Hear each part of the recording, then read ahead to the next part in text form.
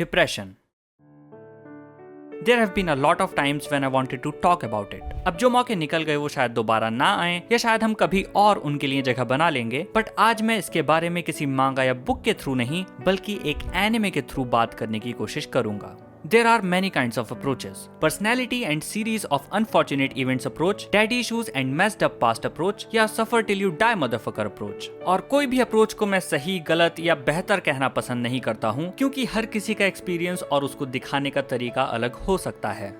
पर आज हम जिस एनिमे के बारे में बात करने वाले हैं उसकी अप्रोच मुझे पर्सनली काफी ज्यादा ग्राउंडेड एंड नेचुरल लगती है. आई एम श्योर और भी स्टोरीज होंगी जो इससे डील करती हैं और मुशोको टेंसेई के कंपैरिजन में कई गुना ज्यादा डेप्थ में जा पाती होंगी, पर एक चीज ये भी है कि उन स्टोरीज का सेंट्रल थीम ही इसके अराउंड स्ट्रक्चर्ड होता है, वो भी ऑफन एक realistic and relatable kind of world में. Their very existence is to dive deep into it and explore. पर देखो, जरूरी नहीं है कि हर किसी की पर्सनैलिटी पुन जितनी वल्नरेबल हो या लाइफ बहुत ज्यादा ट्रॉमेटिक हो. ज्यादातर लोगों की लाइफ नॉर्मल होती है, उसमें सब कुछ होता है, दोस्ती, हंसी मजाक, परिवार, प्यार, रिस्पॉन्सिबिलिटीज, इरेक्टाइल डिसफंक्शन. मैं कहना चाहता हूँ कि मुशोको टेंसेई सिर्फ एक इसेकाई है. ऐसा बहुत कुछ है जो वो एक्सप्लोर कर सकता है, जैसे एची, fan service, magic, fights, adventure, जो सब वो करता भी है. It is a world where possibilities are endless and उन एंडलेस चीजों के बीच कहीं एक चीज है, डिप्रेशन. इसलिए मुझे इसकी अप्रोच थोड़ी जनरलाइज लगती है और इससे ज्यादा लोग रिलेट कर सकते हैं. Depression is not the focal point here and उसके बावजूद ये अटेम्प्ट बिल्कुल भी हाफ हार्टेड या इनकम्प्लीट नहीं लगता,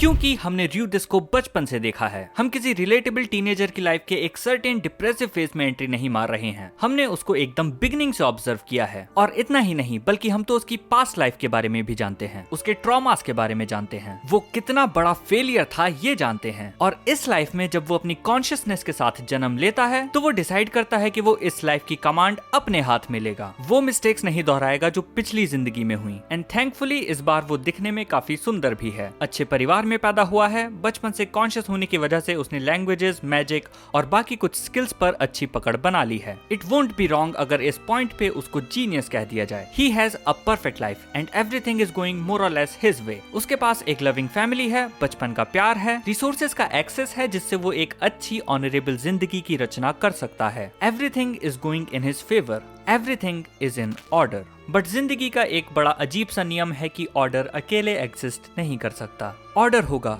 तो केओस भी जरूर होगा.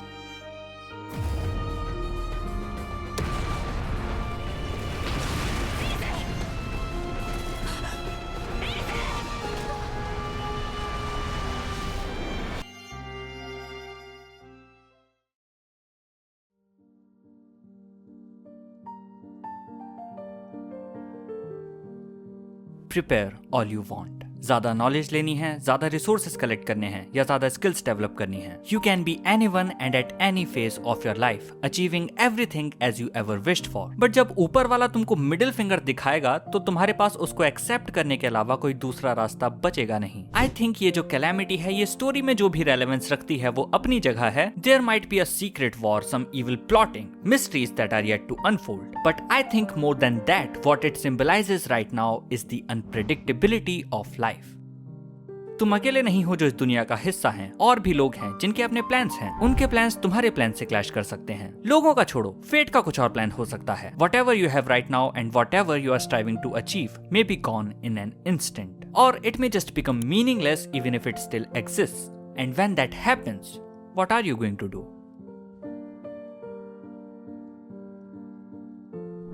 वेल, इस कंडीशन में जो सबसे ऑब्वियस चीज है वो है स्टेबिलिटी को वापस से रीस्टोर करने की कोशिश करना, और वही र्यूदिस करता है. वो अपनी फैमिली एंड फ्रेंड्स के वेयर अबाउट्स पता लगाने और उनकी सेफ्टी एंश्योर करने की कोशिश करता है. Meaning he is trying to put everything back in order, क्योंकि naturally we like to be in order. But along the journey, even with equally powerful friends, वो रियलाइज करता है कि ये उतना भी आसान नहीं है. पहले तो फैमिली को ढूंढ पाना ही काफी मुश्किल है, और अगर ढूंढ भी लिया तो they might not be the same as he remembers them. The situation and his dynamics with them may have changed permanently and irreversibly. But ये चीज उसकी स्पिरिट को पूरी तरह से डिस्ट्रॉय नहीं करती है. For the most part, he is still confident and collected. उसके पास अभी भी मैजिक है. He is powerful. People can handle a bit of chaos if they have themselves in order.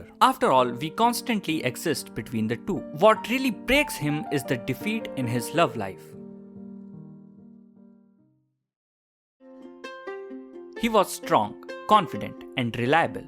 And yet Eris leaves him without a trace. Eris के अपने reasons हैं और यहाँ पर थोड़ी सी मिसअंडरस्टैंडिंग भी है। एरिस खुद के एडवेंचर्स पर जाकर खुद को पावरफुल बनाना चाहती है ताकि वो र्यूदिस को इक्वली प्रोटेक्ट कर सके। She is a prideful woman. वो र्यूदिस पर बोझ नहीं बनना चाहती। वो नहीं चाहती कि हमेशा उसको प्रोटेक्ट किया जाए। वो चाहती है कि वो र्यूदिस के साथ साइड बाय साइड लड़ सके और र्यूदिस को भी इक्वली प्रोटेक्ट कर सके। बट र्यूदिस के पर्सपेक्टिव से he was simply not good enough and was abandoned because of his incapacities. And अपनी limitations के बोझ में he just keeps sinking. A defeated man, either in love or in battle, loses every bit of his self-confidence after the defeat. His shoulders shrink. He is then very cautious when another opportunity arises, either with people or in battle. The tendencies to stay away or just give up at the first occurrence of a new challenge increases drastically. Season 1 के last episode में वो इस दलदल से बाहर कदम रखने का साहस करता है और डिसाइड करता है अपनी जर्नी को कंटिन्यू करने का, जो सच कहूँ तो बहुत मोटिवेशनल था। Literal perfection in its own right. But I just love how season 2 has continued that. मैंने सोचा था कि इस टॉपिक को ऑलरेडी इसके मैक्सिमम तक हैंडल कर लिया गया है। र्यूदिस अब एडवेंचर पर निकलेगा, वापस से स्टोरी डेवलपमेंट्स होंगे और प्लॉट आगे की स्टोरी को ड्राइव करेगा एंड कैरेक्टर्स को अपने साथ लेकर जाएगा। लेकिन यहाँ स्टोरी को प्लॉट नहीं बल्कि कैरेक्टर्स ड्राइव कर रहे हैं। र्यूदिस ने पहला कदम रख तो लिया है, लेकिन वो सिर्फ शुरुआत है। स्ट्रगल वहाँ खत्म नहीं होती, वो इम्प्रूवमेंट का सिर्फ पहला कदम है और आगे का रास्ता बिल्कुल आसान नहीं है। You won't be magically fixed in an instant from something like that. You will still be sad. You will still have to find your way and struggle with your situation each day.